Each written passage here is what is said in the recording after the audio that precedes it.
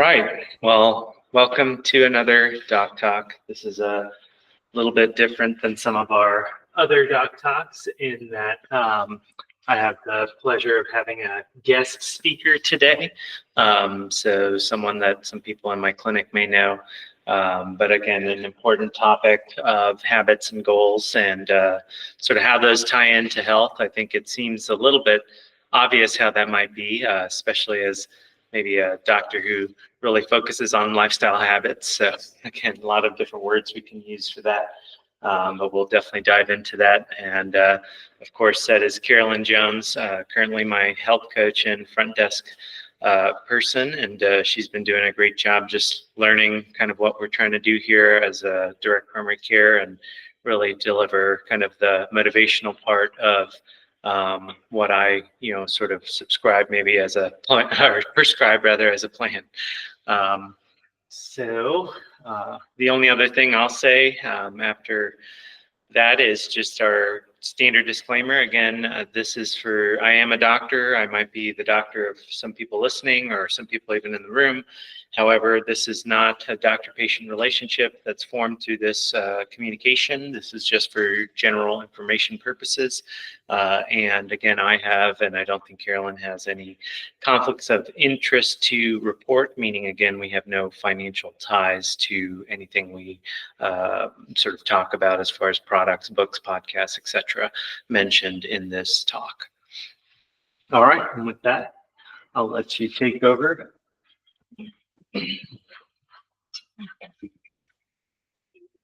Well, thank you so much for giving me the opportunity to do this and to be here. This is something that I really love to talk about, and I'm always learning from other people as well. So if anyone has anything that they want to add, please do, as well as online. And so today's objectives are kind of what role habits play in our lives, why they're important, things like that, and how they really contribute to our health, and that they are really intertwined.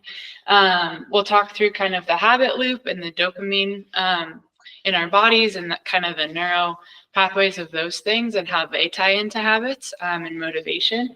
And then talking about the 4 laws of behavior change. It comes from James Clear book, Atomic Habits. So pulling a lot of resources from that. And then talking about practical takeaways. So all this stuff is really great to talk about, and then you leave and nothing changes. And that's what we want to avoid. So I think practical tools that you can then take and integrate right away, even if it's small changes. I think the biggest thing is starting with something and then pivoting when you need to pivot. So we go to the next one. So kind of talking about what influences our habits. So I think a lot of it is listed in multiples of these, so I'll just kind of dive into them. I think mindset is huge. So we're always, even from when we're very little, we're given narratives, whether that's from our environment, from our where we grew up in, the perspectives. A lot of those things do influence us throughout our lifetime. And so knowing where our mindset is at, especially when it comes to the life that you want to live, is really important. So when I think about mindset in this context, I think a lot about kind of who we believe we are on a deeper level. How we speak to ourselves. We spend the most time with ourselves, and yet that can be, I would argue, one of the most toxic relationships is how we talk to ourselves, because you don't have to verbalize that to anyone. It's very internal. And so also with mindset, I think limiting beliefs. So that's those, again, they're kind of all tied together, but really thinking about the things that mentally hold you back from even considering a new habit or considering achieving a goal. Really thinking about what those things might be. Environment. So this can be, again, the mental state. That's an environment, but also the environment of our surroundings, the people that we surround ourselves with. Is our environment, even our physical environment, is it something that fosters opportunity for new habits, or does it really hinder us and kind of keep us in the patterns that we've, whether conscious or unconsciously, built? community and relationships. I think that the people we surround ourselves with influence us whether we acknowledge it or not. I always like to think about the most influenced, the relationships that we're most influenced by are who we spend the most time with, the top 5 people you spend the most time with. And I think that oftentimes we can kind of not even be recognizing that.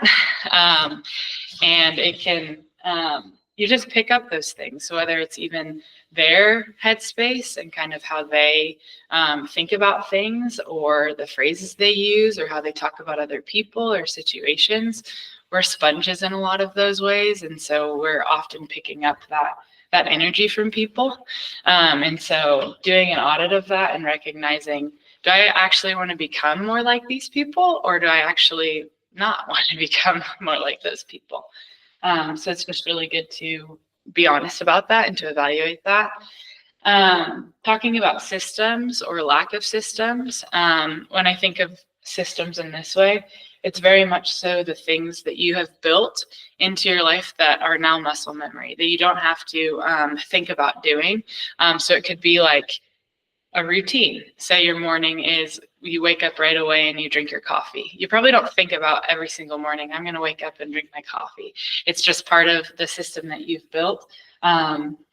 Or it could look like your schedule, right? That's a system that you, if you follow it and use it as a tool, it probably, the things on that is like how your day goes. And so we'll dive more into systems and things like that.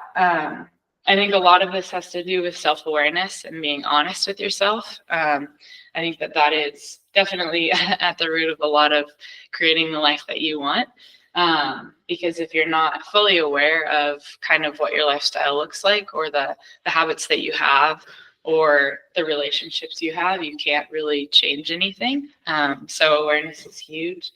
Talking about, and we'll dive more into this, but knowing your values is something that is also very important when it comes to how can you be living into those if you can't define those.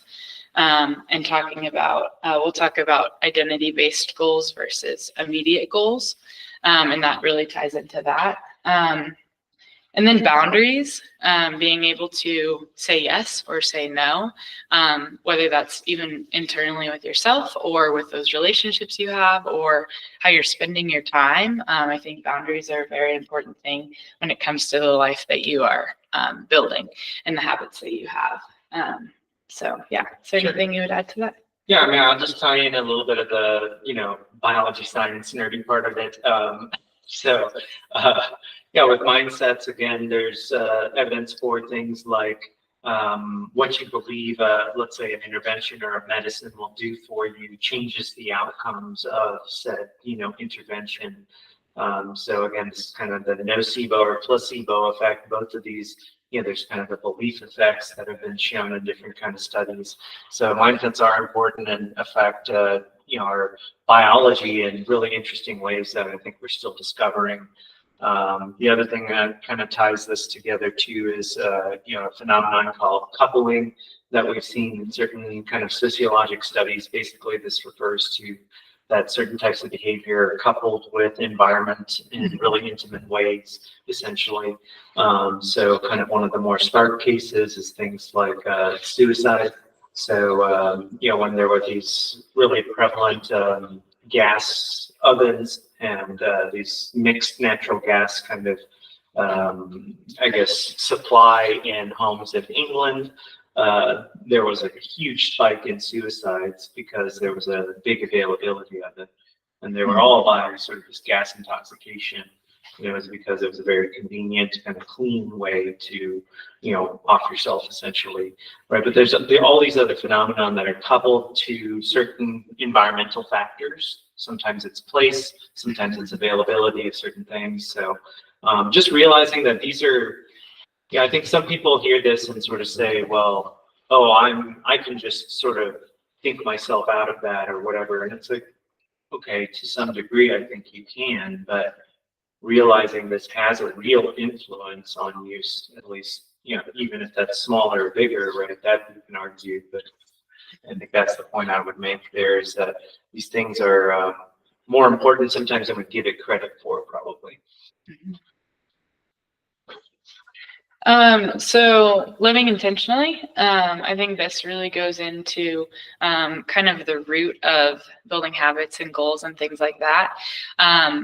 Is that we are responsible for our own lives, right? We can have other resources, and we're not meant to do life alone, but you do have to take a personal responsibility for the life that you create and the people that you have in your life and the doctors you trust and we have all of these choices in our lives, but I think taking responsibility for that.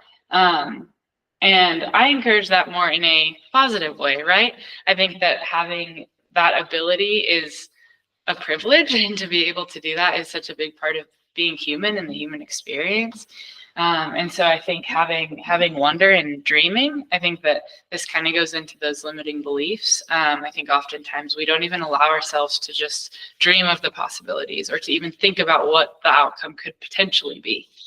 We're so quick to just be down on ourselves, and we're quick to not even give ourselves opportunity to think outside of the box. And so I think that is a really, really important part. That also goes into reframing and visualization.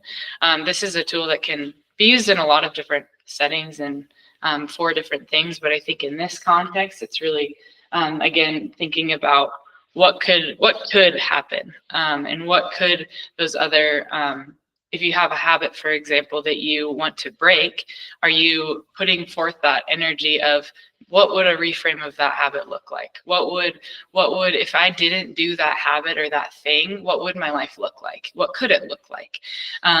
Or, for example, if you were to integrate more movement in your life, I think it's easy to think about movement as a chore or a thing that you don't want to do, but rather thinking about it as, what could this add to my life? What would I be able to do if I added more movement into my life? Things like that. Make time in your schedule to write it down. I think that is kind of that next level of step. I think we are statistically a lot more, and there's so many studies. I looked this up, and there's so many studies around this, but writing it down really increases your success rate to achieve that goal.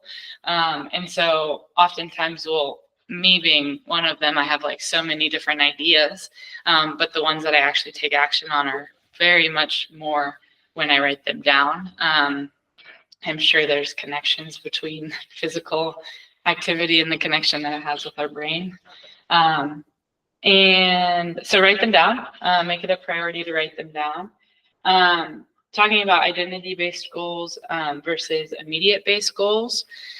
Immediate-based goals are things that are kind of looking more for immediate gratification or satisfaction, or you can think about it as things that you can check off a list, check a box, versus identity-based goals kind of go into a deeper why behind wanting to do things. So, and more personal alignment with those, I would say. So an example of this would be kind of the contrast between the two would be an immediate goal would be to work out 5 times a week because you want to have the satisfaction of knowing you worked out 5 times a week.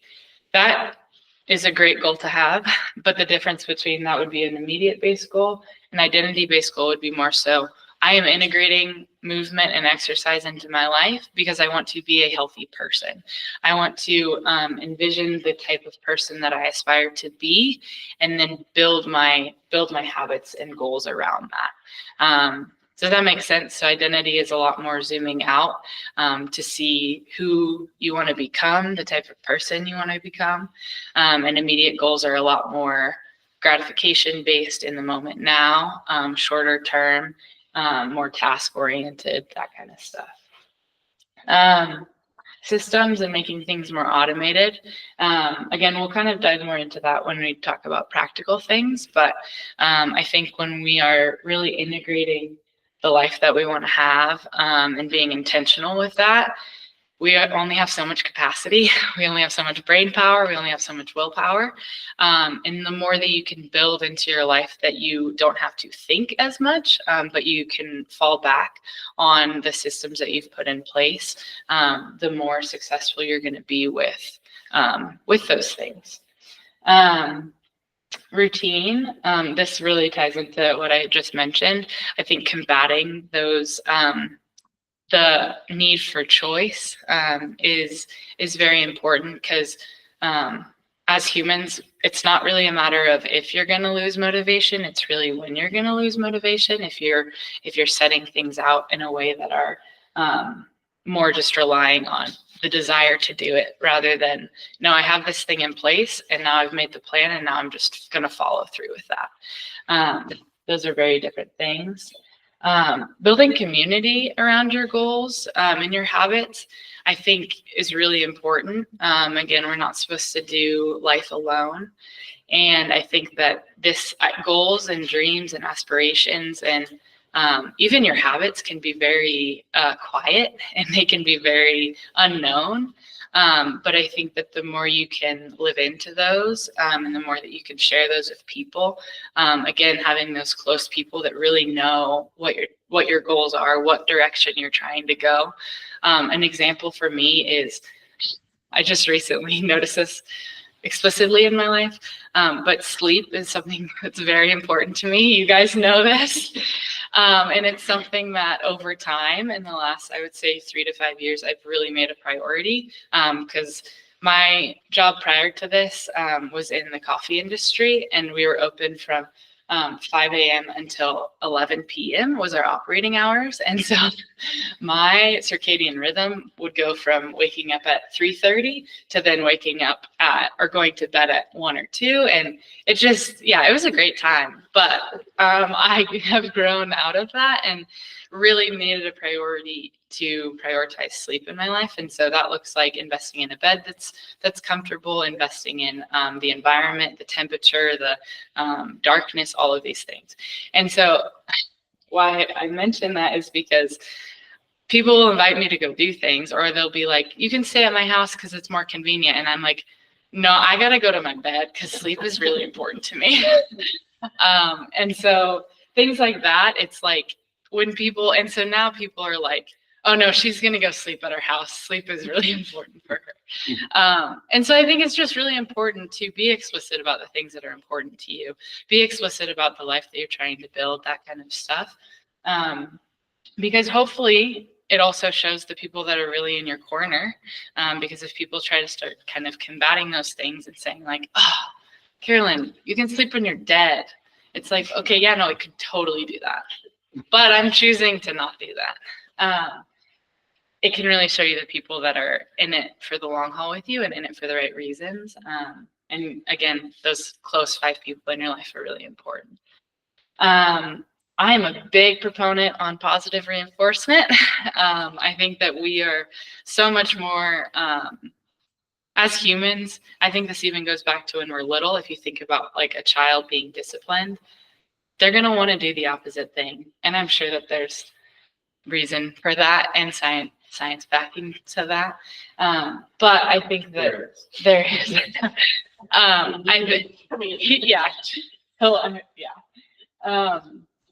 but I think that we oftentimes, we focus so much more on the negative, or even if you're, this could be both to ourselves. So you're just kind of waiting until you do something that's like, doesn't meet the mark for you, but you never celebrate the progress that you've gotten to get to that point. We're just so quick to talk about negatives or things we could have done better, or being hard on ourselves, versus taking a step back to say, what did I do that was a win? What has helped me even move the needle slightly? Like maybe I haven't fully reached that goal by any means, but I have either moved closer to it or I have gone the other direction. And so I think that really being honest about what wins look like and what celebrating along the way and having that positive reinforcement, that trajectory is a very powerful tell of how intentionally you're living and things like that. So I think that is a really key part in having having the habits that you want, and building in those things. So, yeah. I'll just, with that last part, I think I mentioned this tool in one other talk, but I'll mention it again.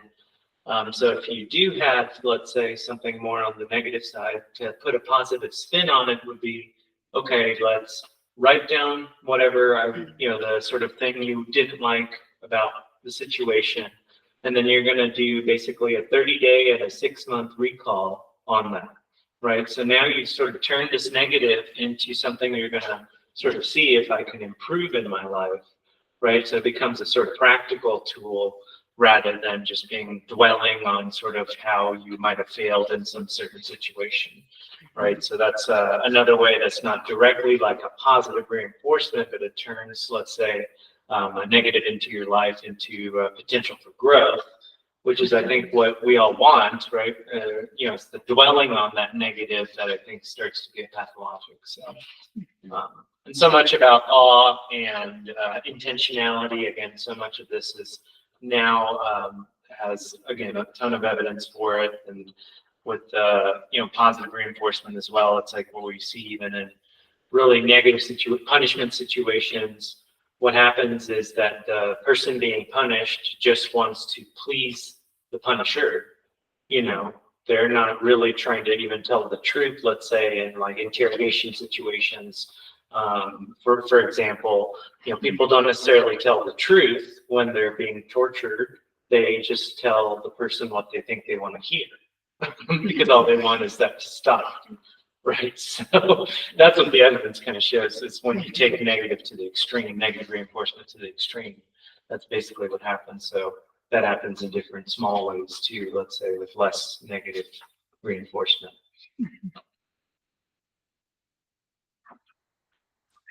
The doc is going to take this one. Okay. Yeah. So this is a nice tie-in, right? So I think, dopamine's a little bit misunderstood. Dopamine's continuously kind of going up and down in our bodies. It's not about, well, I guess it is a little bit about what makes dopamine fire. But again, all habits are driven by dopamine, right? So this is kind of more about how we're going to talk about sort of forming and breaking habits. This is a model for that. But just to be clear, how the neuroscience kind of works behind this is essentially all motivated behavior is driven by dopamine circuits. Again, to repeat something I said yesterday, right, to the point where animals like rats won't even eat with food in front of them if they don't have dopamine sort of firing in their brains. Again, so all motivated behavior is driven by dopamine. So how do we apply that to a talk about habits, right? Which is, again, then, of course, everything we're talking about is sort of dopamine systems.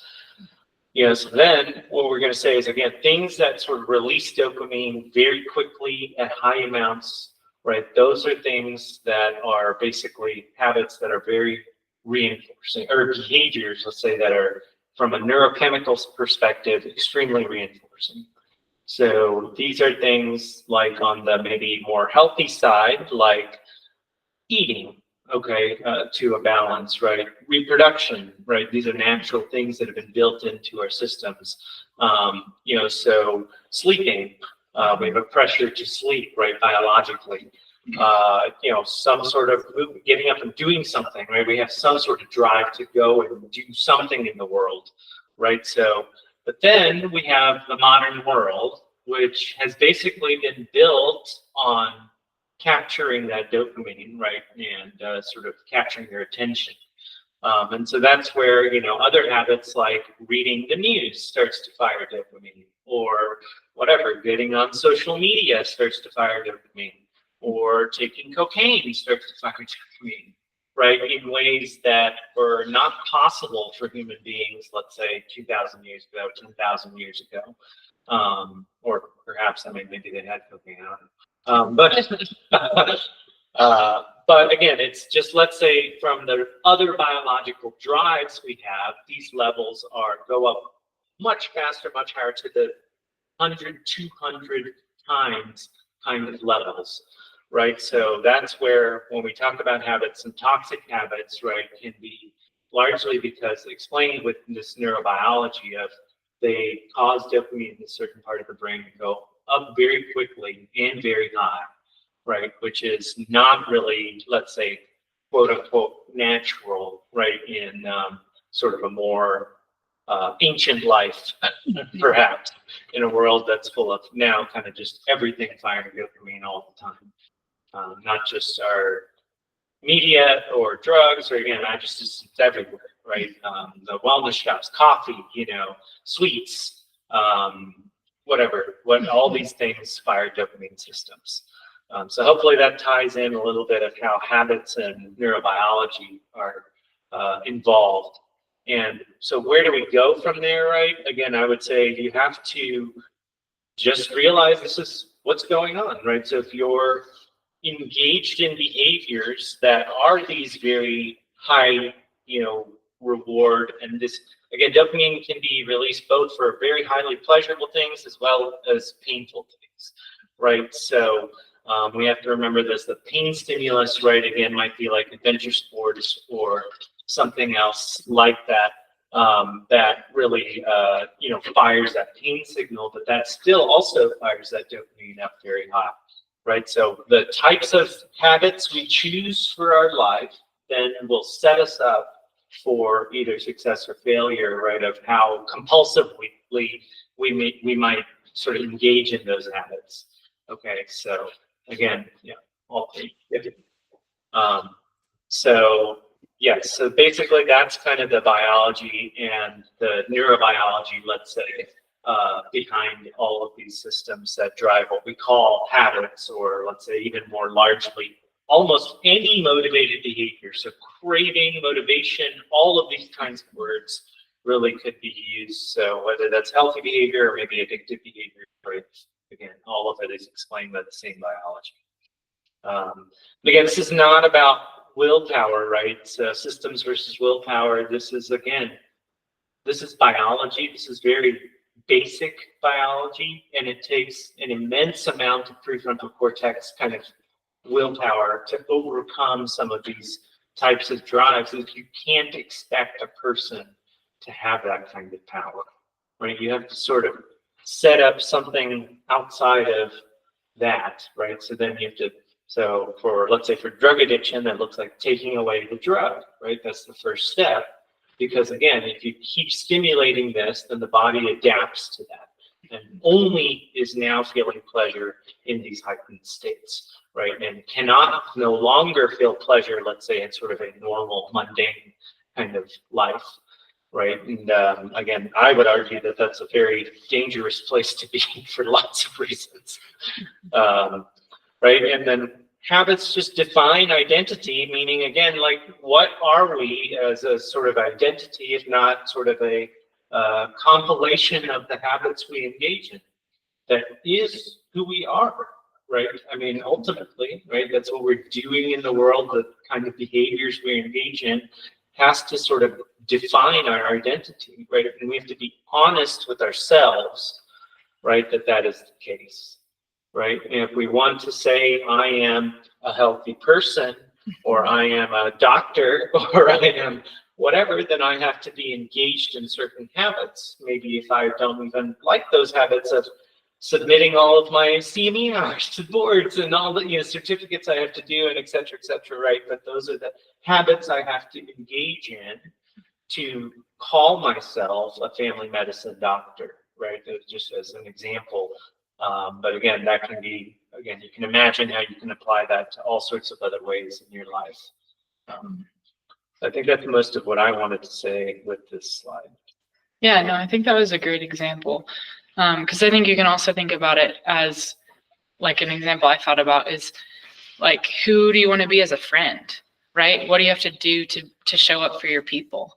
And I think that can even tie into that as well as like so many other things. But I think it's very important to understand the biology that happens in the body, and understanding that what you have control over is building those things and having awareness of what really does stimulate my my dopamine in my body, and what might be a little bit unhealthy within that. So you can go to the next one, and then So we're going to dive into practical tools. Yes. So again, I would encourage taking the elements of this that are helpful to you and potentially trying new options. But I think that there are multiple ways to integrate or break new habits. And so I'll kind of go through a couple of different tools from different sources because I love to do that. I don't like to just look at one method, but really broaden to multiple tools for people. So for laws of behavior change, this comes from, again, James Clear, his book, Atomic Habits. He is also on a variety of different podcasts as well that you can kind of get a snapshot of what that book is, what his work is. But this is taken from that. And so this is the building of new habits. And then we'll talk about the breaking of bad habits or habits you want to change. He breaks it down into 4 laws. So law number 1 is the cue or the trigger. And so this is the thing that essentially initiates the action, I would say. The first law, again, this is to make a new habit, is to make it obvious and clear. Have it stand out in your environment. So this could look like writing sticky notes, putting it as the background on your phone or your devices. So whatever habit you're trying to integrate, I think it can be, these tools can be used in that way. I'll give some examples in a minute, but alarm reminders, physical location of things. So something, this is really small, but something that I would often do at my last job is forget my lunch that I would bring in the fridge, right? I'm sure we can all relate to this. And so something that I would do is literally physically put my keys in the fridge with that container. And then it would cue me to say, oh, I need to go grab that out of the fridge. And also physically, I can't leave. Where are my keys? And so really, I think that those things can feel very silly and very minimal, but I think that they really, really can be helpful. And so, or even sticky notes, the fridge is just really coming to my mind. But if you're trying to remember to do something, it's like, get creative. Put sticky notes where you know you're going to be. Put it on your TV controller if you're trying to do exercises while you're watching TV. I'm a big alarm reminder person. So this can look like there's a bunch of apps on your phone, but it can also just look like a physical alarm clock or the alarm clock on your phone. And I think making it obvious, like take that to the extreme, I would encourage. So if there's something that you're really trying to break, maybe set multiple alarms or do multiple of these things. I think the biggest thing is to make it as obvious and as much of a loud, scream it from the top of the hill kind of a thing as possible. Law number 2 is craving. So make it attractive, make it desirable, make it something you actually want. So this could look like pairing an action that you know you like with an action that you're trying to integrate or that you feel like you need to do. So this could look like if you have an audiobook that you love or a podcast you love, listen to that while you do the task or the habit that you're trying to integrate that you despise. So this could look like, I do have the example. Like your favorite book when you're doing your zone 2 exercise, right? Because we're striving for that more consistently. And so, it can look like pairing those things so that task is a lot more desirable rather than like, oh, that thing that I know I need to do, but I don't want to do. I think really building things like that can be helpful. So law number 3 is response. So make it easy, make it repeatable, frictionless. So this is, again, kind of talking about the systems that you're building and making it really just convenient. So if it looks like you're trying to work out in the morning or really any time in your day, setting out your workout clothes so you don't have to make that choice or that decision. It's a lot more, anything you can kind of think of that can be more plug and play. rather than having to use choice or make a decision in the time of action. More so just relying on, I've already made that decision and now I just have to follow through with that decision. And then lastly, law number 4 is reward. So make it satisfying. This can look like a variety of different things. And I think that this is really, when you think about the connection between dopamine and that dopamine's role in our experience and things like that when it comes to our habits and our goals, really it is this release and this biological experience that we have that makes something satisfying, and that positive reinforcement that's like, oh, I want to do that thing again because it made me feel this way. Would you explain it like that? Or well, so basically, so let's say, again, the dopamine can be used for pain or pleasure, right? So if we're always hitting the pleasure button, then again, we're going to tip that balance too far to the pleasure side and forget how to find pleasure in anything except a highly pleasurable stimulus. So how I'd say to make it satisfying here, right? So you have to allow the space. Let's say it's exercise, for example, because this is one that I think a lot of people resonate with. It is painful. It is acutely painful. Okay. If you're doing it in a lot of the correct ways, there's a lot of discomfort that can come with good exercise. Okay.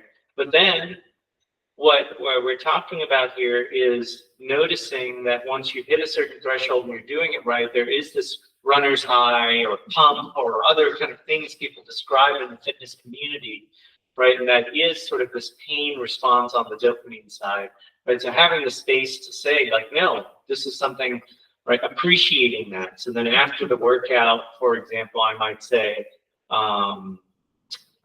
I'll give a personal hokey kind of example here, just like thanking, kind of the universe for the ability to move my body in this way, right? And again, just like acknowledging that this is something positive I did for my life, right? It might have been painful, and now I get this nice, positive reward. So do we give ourselves a space, so this can look a lot of different ways. And then the sort of, danger, I would say here, right, is if you're reaching for just that pleasure button and higher and higher and higher, right, that becomes basically now a compulsive habit, not necessarily a habit that's sort of under maybe your control. Right now you're tipping into a very dangerous biological space, right, where you're sort of rewiring your brain to require these high doses of dopamine to even feel normal. Okay. Yeah. Does that make sense or tie that together for everybody a little bit? Okay. And I think what you said is so important.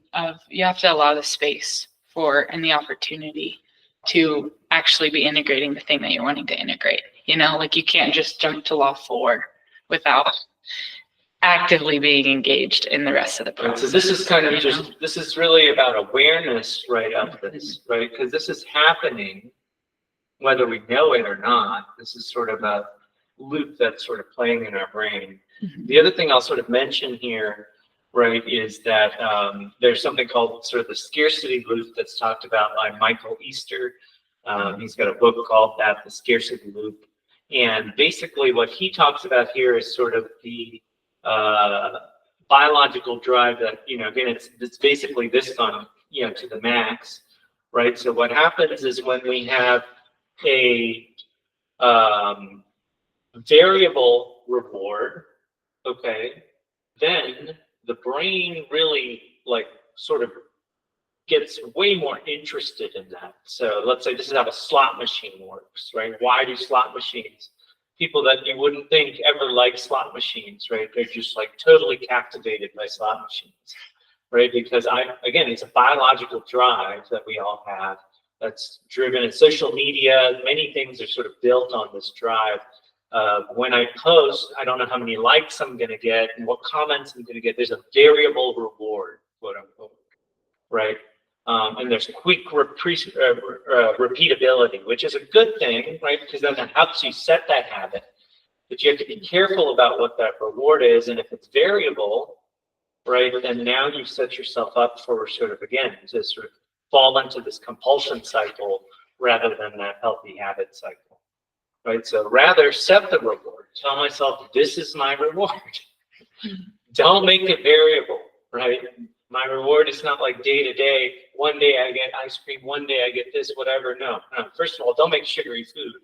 Secondly, don't make it variable either, right? Have it set. This is going to be my reward when I do this again. So that's another part of intention and writing it down. How that drive, that you're actually you're honoring some of our biological drives by doing those things, right? That's why they work. Yeah. So this is essentially kind of the inverse of what we just talked about. It's recorded. Yeah. So if there's a habit in your life that you are wanting to change or that you don't is not helping you, essentially doing kind of the inverse of that. So number one is, again, that cue, that trigger, make it invisible. So if social media, for example, is an issue or something you want to change, right?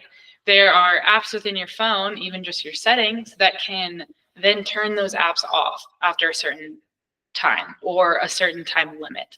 So if you only want to allow yourself 10 minutes in a 24-hour span to be on a certain app or listen to the news or whatever this avenue might be for you, you can utilize a tool like that to make it harder to get to, make it invisible, or essentially create more friction around it so it's not as obvious. Yeah, so there's like a thing called a K-safe, okay? It's like this little safe, you put whatever in there, and there's a timer, and you set the timer, and it will not open for any reason until that timer goes off. Yeah. Okay, so like, let's say you're having trouble with whatever, putting your phone down. Put your phone in this thing. Yeah. Right, so there's some stuff out there that uses these principles, right? So again, the world, I think, we focus a lot on how the media is bad. Right? But I think there's some stuff out there that's creative and helps you do some of this stuff too. Totally. No, absolutely. And I think that it's like, lean into those resources, right? Like, we do not have to just, again, use our willpower and use our like white knuckling through these things. Like, lean into the resources that you have. So I could talk about that for a long time, but we'll keep going. So yeah, law number 2, the craving, make it unattractive. To be honest, the example I thought of this was, and I'm not a parent, but when growing up, it's like when we would say something that was not honoring to what my parents wanted, we would get Tabasco sauce in our mouth, or some people use a bar of soap or whatnot. That's the example I thought of with this, that it's like, that's unattractive. And I think the biology behind an action like that is, I don't want to have that, so I'm going to stop doing that thing. So that's an example. But again, this could be used in anything. It could be anything that's unattractive, anything that kind of makes you innately like, ooh, I don't want to experience that again, or whatnot. Do you have any examples of that? This is a hard one sometimes for really, compulsive kind of behaviors. I would say it is hard, right? Because those are things that probably have this high dopamine reward, right? So you just have to kind of get creative here, and start to be honest. I mean, this looks like maybe, if you drink alone, I'm never going to drink alone, right? You might have to do some powerful self-binding here, right? And really make some uncomfortable commitments. So I can't say that this is, again, an easy thing, right? So again, whatever, just putting up any kind of barriers you can to some of those bad habits. If I get on social media, right, I have to exercise for that long as well, right? Or something. I don't know. Again, you have to do some self-binding here, I think, really, and make that contract with yourself kind of thing, right? Of maybe trying to, again, this is just not easy, is all I would say here. And I think, I was just going to add one thing in other systems I've worked in. It's like, food. You know, if you have a craving for sweets or a certain item that, you know, you really not healthy for you, don't bring it home. Sure. Because I'm not going to drive. I live in the country, so I'm not going to drive a half an hour one way to go get, we call it NMF, not our foods. And so if it's in my refrigerator or in my kitchen, that's a short distance to go. And then it requires a lot of willpower to not go get it. But if it's not there, it's kind of, and honestly, I have never driven to town for something that I was craving. Yeah. That's where my stop is. Yeah. I'm not going to do it. Yeah. And I think, thank you for sharing that. I think that action, it's unattractive, right?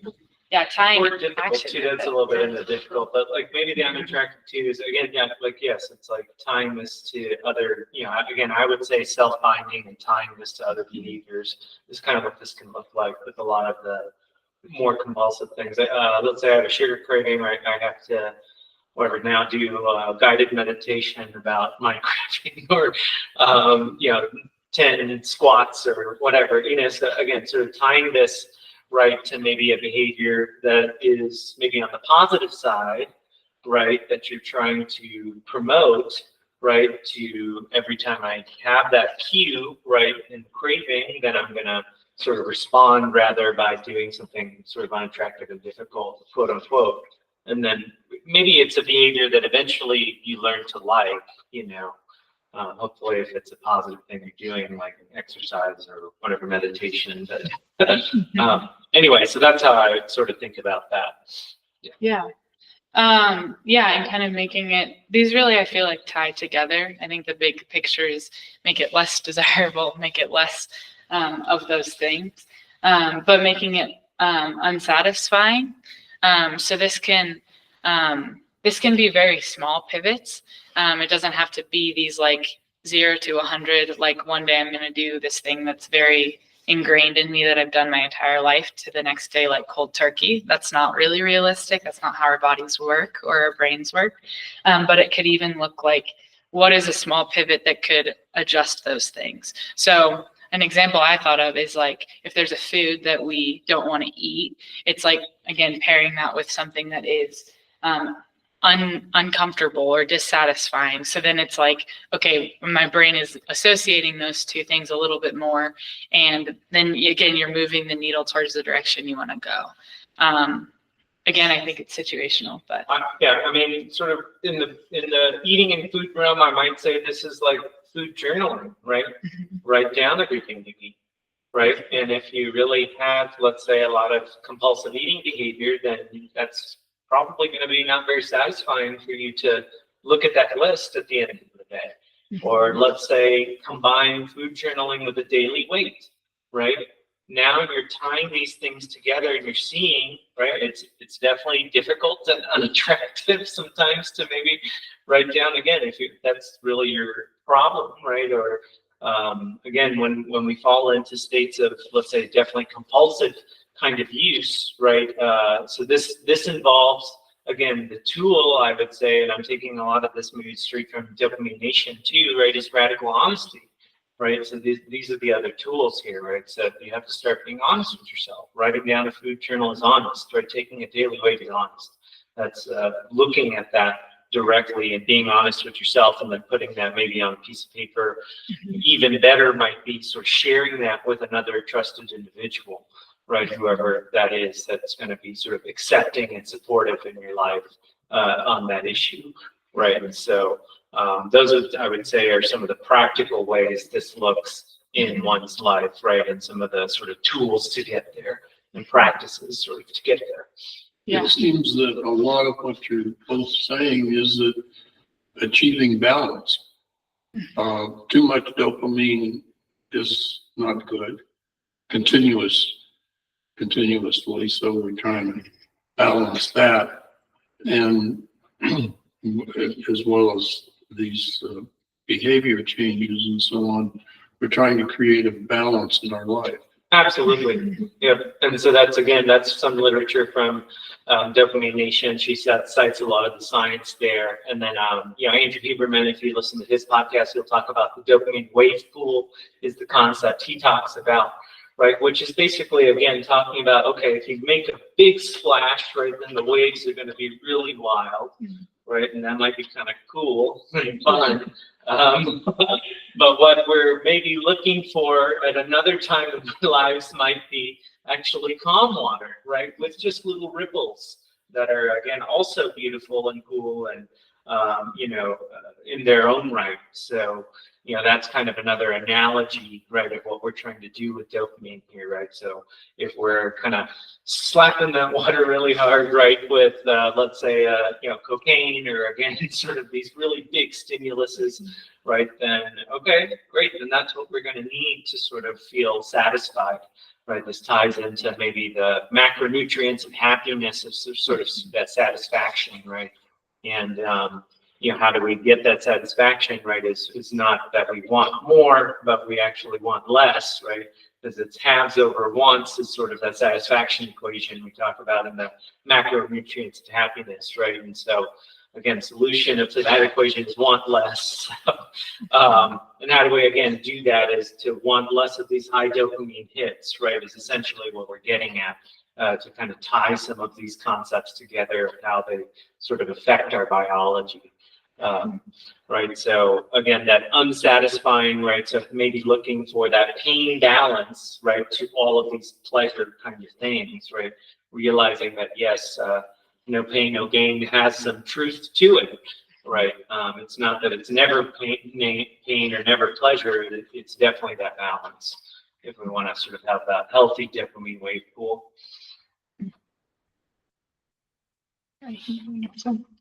So this is a tool that was taken from Andrew Huberman. He has a podcast that really dives into this, but he talks about the 21-day habit cycle. And so this kind of tool, I'll just kind of walk through it.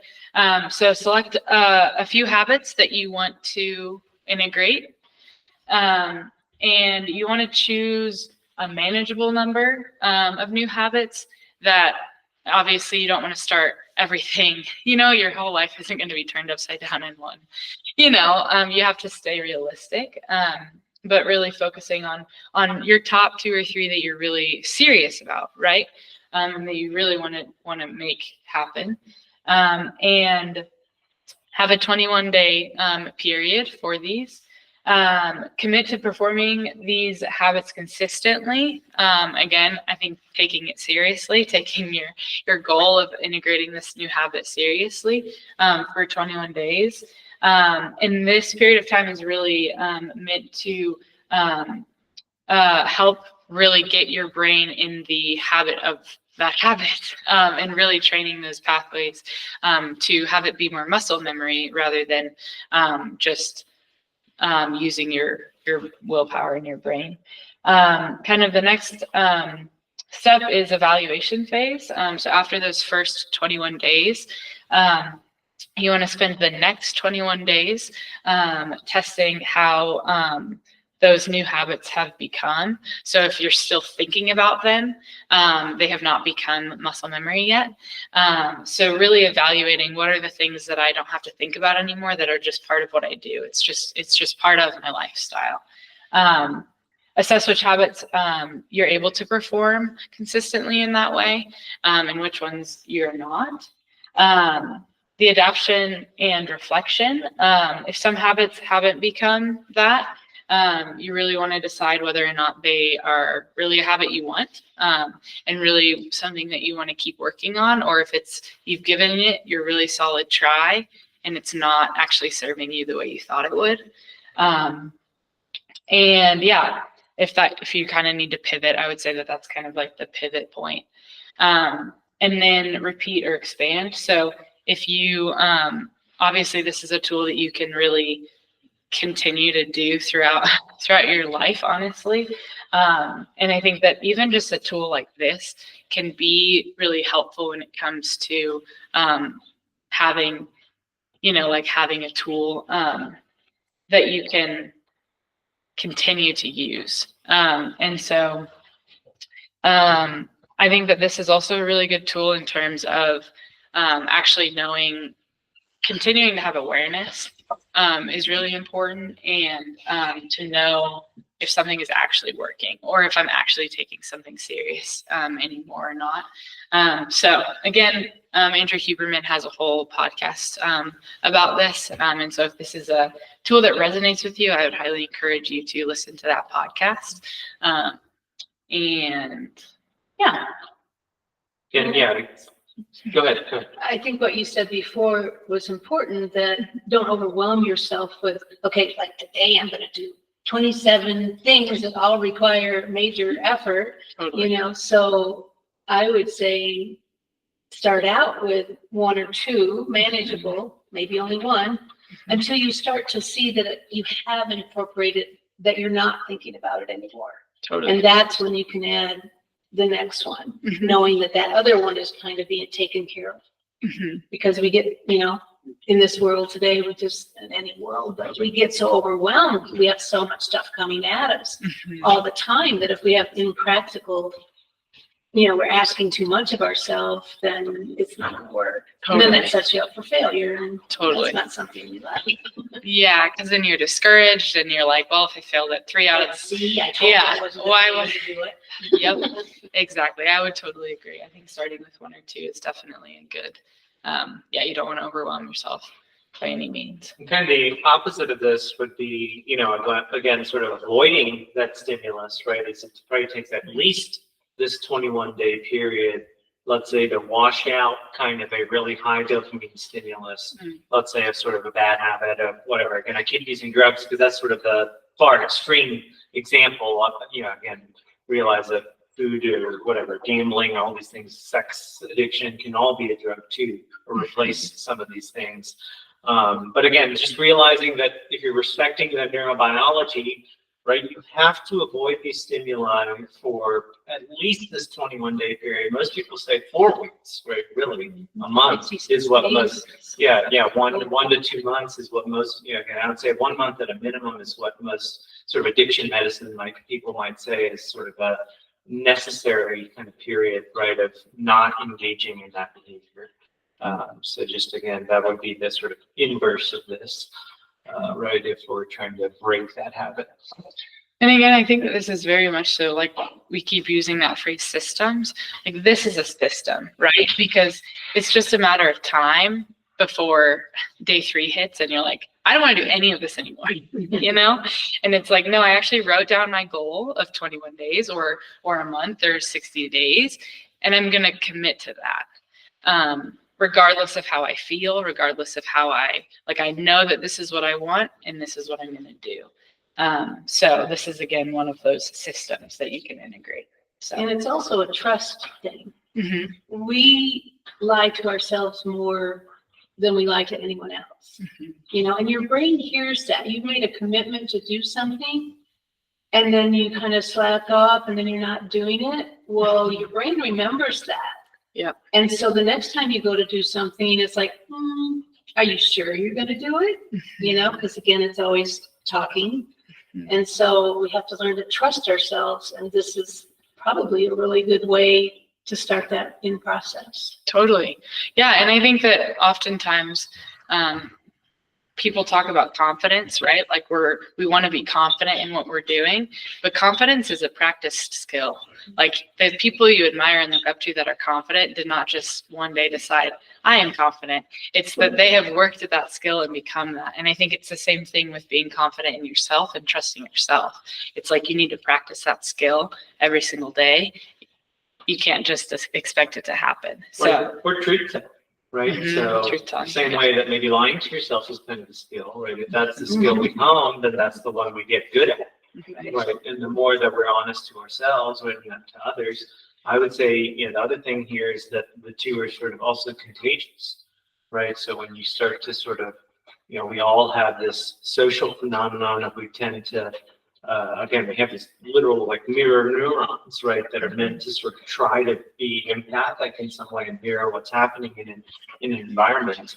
And so again, it's literally sort of contagious, right? So truth telling to yourself as well as to others. And then I would say the opposite too, right? So what world are we all trying to build, right? And what role do we play in that world? So would be the questions I can ask. So Yeah, and that's like that snowball effect, right? You're building momentum towards these things. So yeah. So this is something that I personally lean on a lot, called habit stacking. So this is when you take an already existing habit and you tag on shortly after or before something that you're trying to integrate. So this could look like if you always, again, have morning coffee, that's your ritual. You don't even think about it. It's what you do. And you want to drink more water, for example, tag on drinking a glass of water before you take that, have that cup of coffee first thing in the morning. Or brushing your teeth at night. If you would like to read a book that you have had and you said you're going to read and you never pick up, habit stack that with something like brushing your teeth. So read 5 pages and then brush your teeth at night. And again, you have to commit to whatever you're trying to integrate for a long period of time. But again, I think that rather than trying to reinvent the wheel, I think that this is a really good tool to just integrate into what you're already doing. So things like that. And then capitalize on the low-hanging fruit, or again, those muscle memory things. So things that you don't even think about. It's just kind of what you do. Again, I think that there's just a lot of, rather than trying to work against yourself, thinking of opportunities like things that you're already doing that are serving you. What can you tag on to those things? So I like this habit stacking tool. And I tried that today because from our talk yesterday, you talked about sitting on the floor. Well, I have meditation at 6:30 every morning, Monday through Friday. That's definitely built in. It's like my body won't even let me sleep. If I decide to sleep past 6:30, it's like, no, because this is meditation time. So I did meditation on the floor today. I sat and, you know, that's great. And I was thinking of you. I thought, oh, Dr. Mudge will be so proud. That's awesome. That what he's telling us to do, we're actually doing. Yourself. Yes, I was. I thought, well, this is a good way to build that in. You know, I didn't do that one yet because I ran out of time, but yeah, at least I thought that's something at least I can do. Sure. Right Totally. here now. So. And integrating with what you're already doing, right? Like you did that while you were doing something that you were already going to be doing. Yeah. So, yeah. No, this is I think we hit this so much over the top where we've talked a lot about what this looks like practically. Yeah. Yeah. Great tool.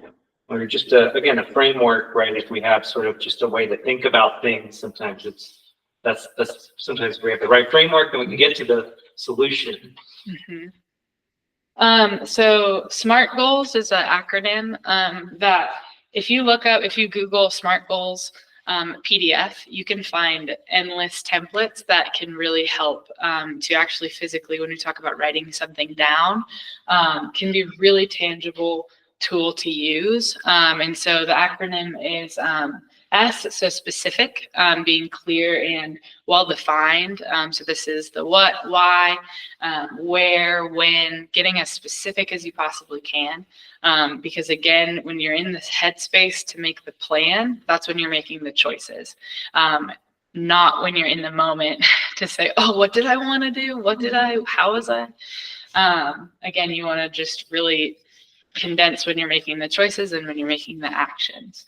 So be specific, have it be measurable. This is a great thing where tracking can come in, tracking progress. Again, this can be very personalized to what works well for you and how it works well. But what will success look like? So this can be a number, it can be a percentage, it can be any sorts of things like that that are measurable. Because you want to have again, being specific, you want to have a clear, this is what success will look like when I achieve this thing. And again, I think that this can really go into, obviously, like if you're trying to sit on the ground more, this can look like a goal of a number, right? But I think it can also look like if you're trying to show up for your people, it could look like, have I called people that I love? Maybe it's 1 a week. Maybe you start with that. Or things like that, just giving examples that it doesn't have to be, I think that goals can be very interpersonal as well as physical. They're just such a broad spectrum. So I just like to not get too, just think broadly. That's what I'm trying to say. So you also, the A in it is attainable. You want this to be realistic within reach. So talking about what you were saying, like you don't want to overwhelm yourself. This one personally is probably the hardest for me when trying to use a tool like this, because I think so big, and sometimes you just have to really rein it in to say, okay, if you want that, like your big picture, you want to keep that in mind, but also what's realistic right now and what do you want right now? And you want it to be a challenge. Again, you want to stretch that capacity that you have, right? We're trying to grow. That's why we're doing these things. So you want it to be challenging and different than what you've been doing, but you also want it to be realistic, because again, you don't want to get into that cycle of, well, I failed, so I'm done. You know, that negative experience does not motivate us in that way. You also want to make it relevant. So again, this is talking about that identity-based goals versus immediate goals and personal alignment, right? I can't tell you what your goals are or should be, and that these will align with what you value most in the world, right? This is a personal journey to go on. When it comes to defining what that looks like and taking responsibility for that. You really do want to be able to have it be personally aligned. And I think that when you know you're doing it for you and you know why you're doing it, I think it becomes a lot more, it becomes easier to set those boundaries or to say no to those things that aren't helping you get there. Rather than, it's like fitting a square in a circle, rather than really knowing what you're going for and why. And then T is the time frame. So making it be in a time restricted amount of, like having a deadline, things like that. So this is really important to stay focused, right? Because you want to think about the big picture, but then in order to get to that big picture, you have to start with those small steps to get there. So having an actual tangible deadline can be really helpful. So again, there's a lot of templates that can be useful for this, and this can be as big or as small as you want it to be. But I just wanted to share that. Yeah, great tool. 80 to 90% sort of success rate is sort of that ideal space for growth and learning, right? So if you're picking things that are too easy, but then you'll be successful 100% of the time. If you're picking things that are way too hard, then maybe you're constantly not reaching those goals. So just keep in mind, that's maybe the difficulty you're looking for. If you're looking for a quantity sort of there, that's sort of a evidence-based number. I just added these on here, maybe as a starting point. Again, we'll upload this to YouTube, and you can just go to this point in the slideshow and pause it if you need some prompts. Again, there are a lot of resources, and the next slide, I think we have them listed. But I just think that these can be kind of helpful. One that I particularly really think is important to talk about is what do I want my legacy to be? I think that oftentimes we don't think backwards in terms of when I have my funeral, what do I want people to say about me? Who do I want to be known as? Those sorts of things. Again, I think that this is deep work, right? It's not like, I would not say this is surface level. I would say that it really does take the work to go inward and really be able to ask yourself those things, with the goal to be able to create those things and those habits and those goals that help you grow into that and be that. And so, again, these are just some that I thought of or pulled from resources that I love. But again, there's so many routes to this. So and keep in mind, a tool like this, like let's say what I want my legacy to be might be like also kind of like writing your future self a letter, for example. Those tools help you today, right? So don't sort of, again, some people hear a tool like that and say, well, whatever, that's like, I don't need to worry about that. It's right. Too far off. Too far in the future, whatever, or I don't want to think about that, right? That's too maybe close and I don't want to think about that sort of thing. Right? No, that helps you today, right? That helps you today to be that person tomorrow and the next day. And that's really how that works. So I just want to make it clear that future kind of planning is a really effective tool for you today. It's not about whether you reach all the things you want in that 5-year period or all the things you want in that legacy. It helps you to even have that kind of thought process and plan. No, thank you for adding that. And I think it also, this can be at any age, right? I think that oftentimes what it sounds like from people I've talked to is that those phrases, I'm too old to start that, or I'm too old for that. And it's like, if you're still here, that's an opportunity. Yeah, exactly. So I think that this can be important to keep in mind at any age, and to really think about as well. So, yeah. And maybe writing your own eulogy. Yeah. You know, the things that you want people to say about you. Yeah. And then incorporate them now. If you're not doing any of those things, then now's the time. Totally. Whether you have today or 10 years or not promised tomorrow. So. Absolutely. Yeah. And I think that what Siobhan mentioned that's similar to like writing that letter to yourself, you know? I think that exercises like that really are important. So, yeah.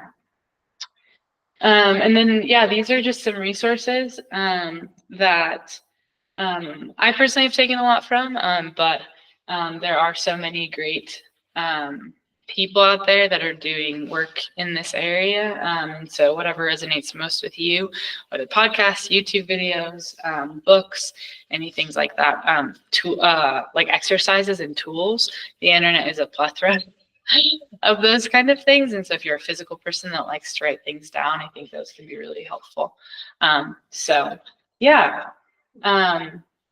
really wraps up kind of what we wanted to cover today. Is there anything else that you would like to add, or if anyone has anything? I want to be reminded, how do we get to your YouTube? Yeah, so it's YouTube.com, and then it'll be /@ Desert River Med. And then if you just go to my website, in the patient resources tab, right at the bottom of the patient resources tab, there's a direct link to the YouTube channel as well. Okay. Yeah. And we can pass this on to others. Absolutely. It's totally free for everyone. So. Yeah. Well, thank you so much Thank for you. being here. Good job. Yeah.